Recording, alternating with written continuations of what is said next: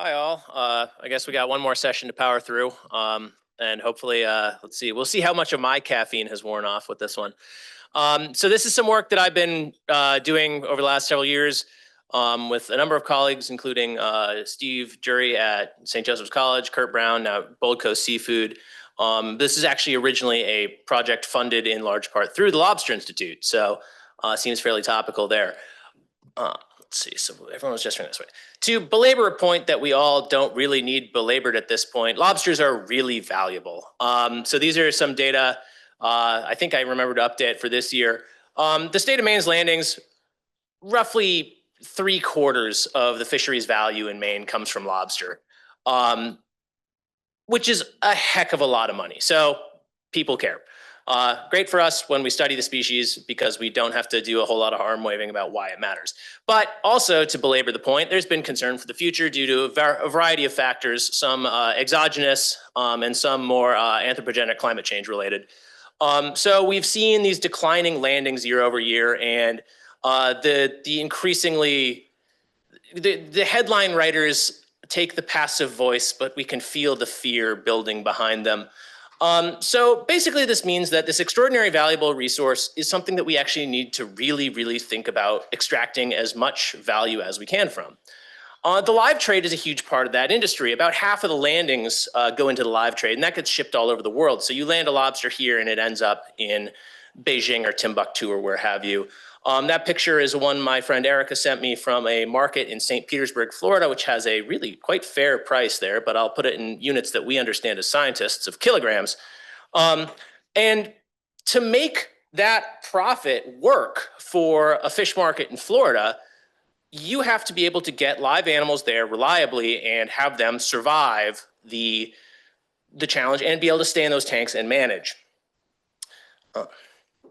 So this begs the question, especially in the context of potential declining landings, how do we maximize yield? The supply chain is a long, complex process.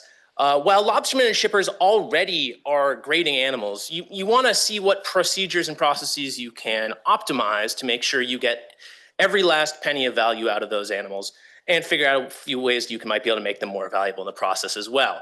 So you want to make sure you get good, healthy animals that go all the way through the supply chain to the plate. So this is work that was really done, under the auspices of some work from Lobster Institute in concert with Ready Seafood.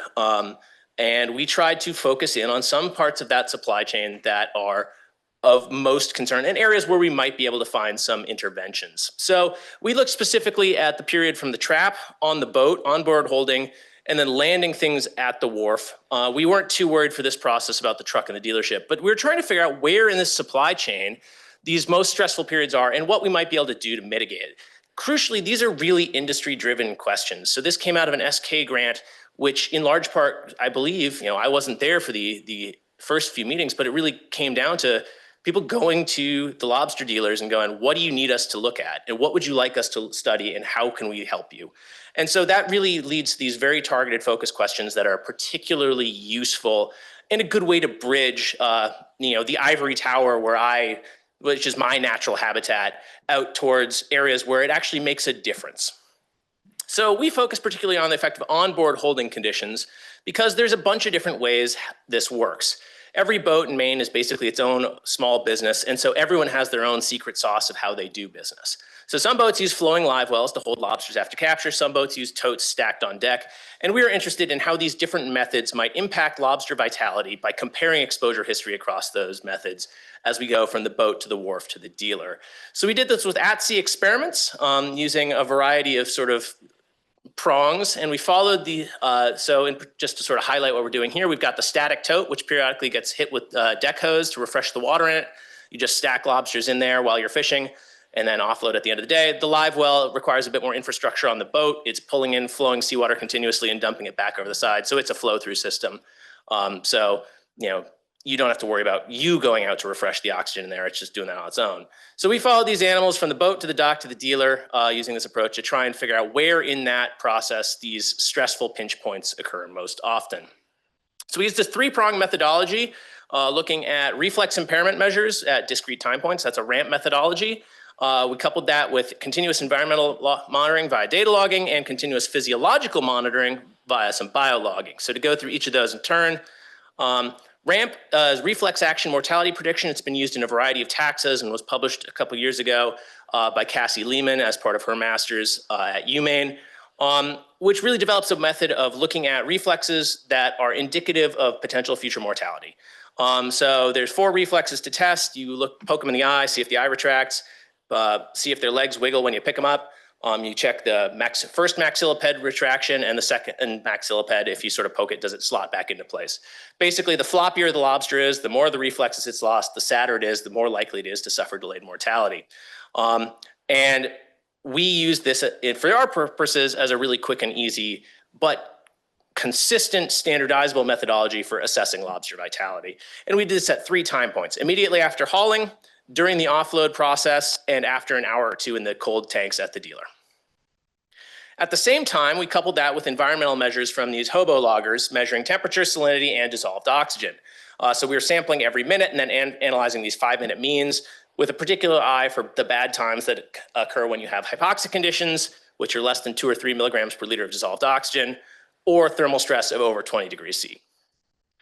And the final prong here is using the gadgets I build called CHATs, crustacean heart and activity trackers, to look at heart rates in situ as we move the animals through this process. So these are using an infrared emitter detector pair to look at heart rate in situ, sampling at 5 hertz. Again, I'm normalizing that across 5-minute means to look at how the heart rate varies as the lobster sits in its treatments, and off it goes. So we did this across 7 trials from 2022 to 2023. So I'm clearly well behind time in getting this written up and published. I swear I'm close. We ramped 52 lobsters across those 7 trials. 38 of those resulted in usable CHAT heart rate data. That's because normally when I'm doing CHAT stuff, I glue and tape the logger to the shell to get a nice tight seal and a consistent location of the sensor. Unfortunately, when guys are trying to sell the lobsters, they don't like the sticky tape glue residue left over on the shell. So I was trying to be polite and use zip ties instead, which means they shift position, especially if you've got a choppy day. But in short, it still ended up with over 187 hours of lobster data to analyze. So it's not a terrible sample size across that. And this is sort of a complex picture here. So I figured I'd just take us through what it looks like in practice with single lobsters in a single run. So step 1, we haul the traps and attach the loggers. Over there on the left where the 2 lobsters are on ramps, I will show the ramp score at each time point. And then we've got just a time course over on the right with heart rate and dissolved oxygen. Dissolved oxygen will be a solid line and heart rate will be little dots. I will use blue for the flowing tank and gray for the static tank throughout. When we first hauled the traps, we made sure that all the lobsters had a ramp score of 0, no impairment. So everyone's starting at a consistent high baseline. After that, it was just randomly 1 lobster for this treatment, 1 lobster for this treatment, 1 lobster for this treatment, 1 lobster for that. So as we go through here, in the flowing tank, dissolved oxygen drops a little bit as you fish and catch more animals and throw them in the tank, but not terribly. In the static tank, you can very clearly see when I hit it with the deck hose. Lobsters, as Kurt puts it, are oxygen sponges. They suck up all available oxygen very fast in this confined space. And interestingly, you can sort of see the heart rate respond every time I add a bit more oxygen as they take a big gulp and try and pass that to their tissues. So that's during the onboard period there.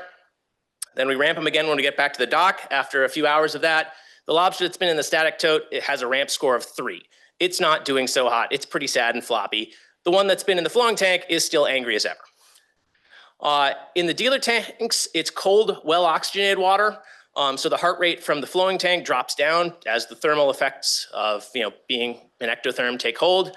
The heart rate from the lobster that's been in the stack tank stays low. It's not doing too happy. After about an hour in the dealer tank, I'd go back, ramp it a 3rd time. The guy who's been in the static system and now back in the dealer tank has sobered up a little bit, but still is displaying 1 lost reflex. It's still in impaired condition. And then sometimes we just let them run in the tanks for a little bit after that just to see what would happen. And you can see actually, generally that deficit in heart rate isn't completely made up after a few hours yet. But we are scientists, we replicate, we don't just do this once and show a pretty picture. So here's what it looks like in terms of group means. This is again gonna be a bit complex. So I have multiple y-axes. On the left is gonna be the heart rate. On the right is gonna be dissolved oxygen. That's gonna be again, that solid line and a dashed line of temperature. So I'll show you the flowing tank first. In theory, there we go. And you can see the temperature rises a little bit over the course of the day, dissolved oxygen bumps a little bit over the day, and heart rate stays about where I'd expect for a lobster during this time of year, around 80 beats per minute. Those error bars, I should note, are standard error across the 7 trials. So that's a total of 19 lobsters in those groups. Once you throw them in the dealer tank, you can see the temperature drops rapidly, dissolved oxygen tanks up, and the heart rate drops to match the low temperature. But you know, all in all, lobster doing okay. In the static tanks, that's not the case. The dissolved oxygen level drops down precipitously and stays low. You can see it's bumping around a bit because there were different times when I would hit it with the hose when we're on deck. You know, you don't always get it at the half-hour mark that you sort of expect to. But the heart rates for these animals that are held in the static tanks are consistently and significantly lower throughout the exposure period there. The temperature also bumps up a little bit as you get sort of solar radiation making its way into the tank. I didn't cover the totes on deck. In future, that's something that would probably be worth doing. To sum up the results here, if we look at the ramp score, there is significantly more reflex impairment in lobsters from the static tote. Basically, you almost never saw lost reflexes in lobsters that had been held in the flow-through system. Those that were held in the static totes on deck that I periodically hit with the deck hose had, on average, lost at least one of their 4 reflexes. Over the course of this whole study, I think we only had 2 mortalities, arguably despite my best efforts, and those were both from the static totes. After the dealer, there was no significant effective phase, so they were still impaired after an hour in dealer tanks. The heart rates, again, you see that same sort of response that we saw earlier. So on board, animals that were held in the flowing water system have significantly higher heart rates than animals that are held in the static tank. There's a significant interaction effect of the phase of the experiment. So once you throw them in cold water, you know, that changes the relationship between the two. But clearly being held in that low oxygen environment of the static totes on deck is not great for lobster health. And if we throw that in against the dissolved oxygen data, I used a mixed modeling approach here to try to figure out you know, which of these factors is sort of driving things, and did some model selection. The best candidate model actually included group, so you know, experimental treatment, dissolved oxygen at looking at these 5-minute means, temperature, and a random factor of run. So you know, when you do it, day-to-day variability will play a role here. There was also reasonably good support for a group DO run model, which the inclusion of the group term rather than just the instantaneous or 5-minute environmental monitoring things does suggest to me there is some chronic exposure effect here as well, right? They're not just responding to what conditions are at that point in time. They also have the carryover effects of the previous minutes of low oxygen environment as well. So you can see these guys here. You know, the squares here are the static tanks. They're all clustered down here in Hypoxiaville, and their heart rates are lower to match. This is restricted just to the onboard period, I should add, just to simplify things and pull out some of that temperature effect of the dealer tanks. Just to visualize this in moving pictures terms, each color here is a separate run. Each point is a minute of data from an individual, and you can see as the time since hauling goes on, those points that are held in the static tank sort of crawl inexorably towards hypoxia, and their heart rates decline to match. So you can see the points disappear at different times because different lobsters were held for different amounts of time, but the general consensus appears to be fairly consistent. Once you start getting towards hypoxic conditions, the heart rate drops and the lobster is very unhappy about it. So shipping can be a very stressful process already. Perhaps not surprisingly, if you get shoved in a small refrigerated box and mailed across the world, that's not going to be great for you. The figure on the right there is from some work we did sort of experimentally mailing or trucking some lobsters to Texas, hence the nice cowboy hat there.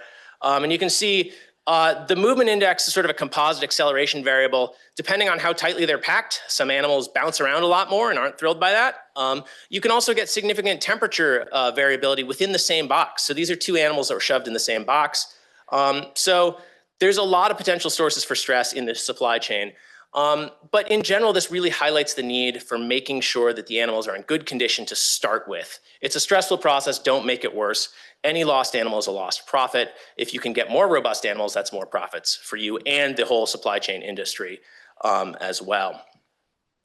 Sort of to highlight some of these issues, we worked with Chris Cash and Alex Asher, among others, to put together a best practices guide for handling That's been, the data we have has been used by lobster dealers to sort of show customers and regulators that no, we actually are trying to do our best to take care of our animals.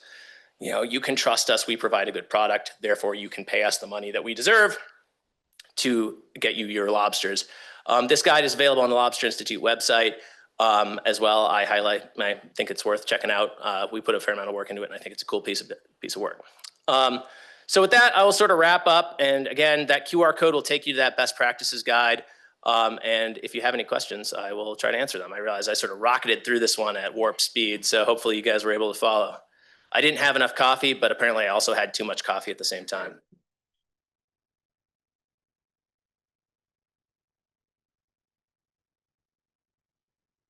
Actually, no, I am right on time, aren't I? Oh, who knew? That never happens. Thank you so much. Really interesting talk. I had one question. Did you see any effect of size, or how did you standardize size in these lobsters? Because I'm just kind of thinking about difference in recovery rates of a bigger lobster versus a smaller lobster. That's a very good question. And offhand, I didn't standardize on size, but also it was one of those ones where when I was selecting animals to strap the Datalogger to, I was trying to avoid like really small or really large, but we're also trying to pull animals from the first few traps fishing during the day. And I am apparently a Jonah. If I go out, Kurt can't catch. So we were not always like the amount of lobsters we had to work with was not always what one would have hoped. So I tried to keep them within a fairly tight size range. I don't recall what those were off the top of my head, but I felt too bad about what I was doing to have used any really majestic beasts. Big animals are substantially less robust, I think, is the general consensus. Especially because often they're found deep and cold. And so you bring them up and that surface water does not match what they were hanging out in.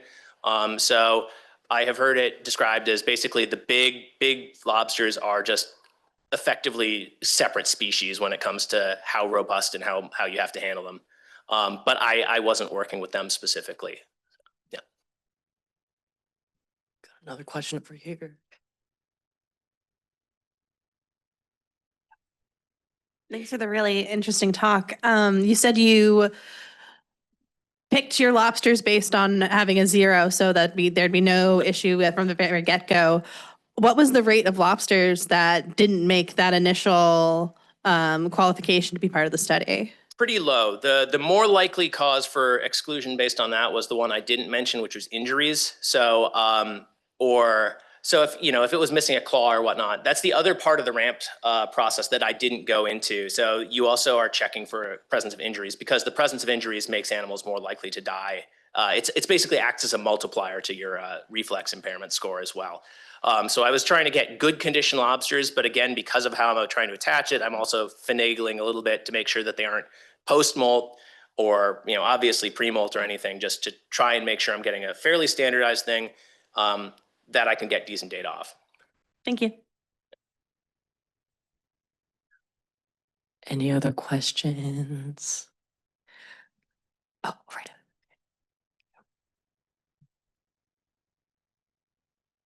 Following ideal best practices and doing what you need to do on your boat, how are you going to get the dealers to pay for this? Where's the premium? Therein lies the rub, right? And that's something that I, as Captain Pencilneck here, am not really prepared to speak to because that's not my business, right?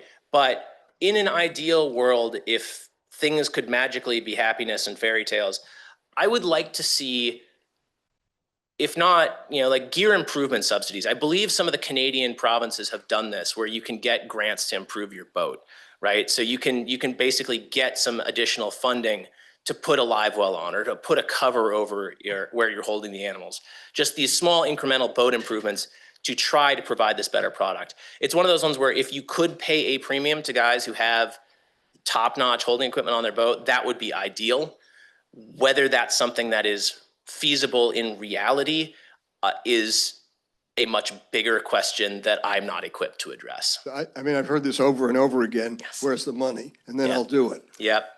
So, I mean, it's one of those ones too, where supposing one had a supportive person in Congress, you could write a opportunity for funding that, you know, small business owners, AKA fishermen, could apply for grants for boat improvement processes. That's something that you could absolutely get federal money to do in theory.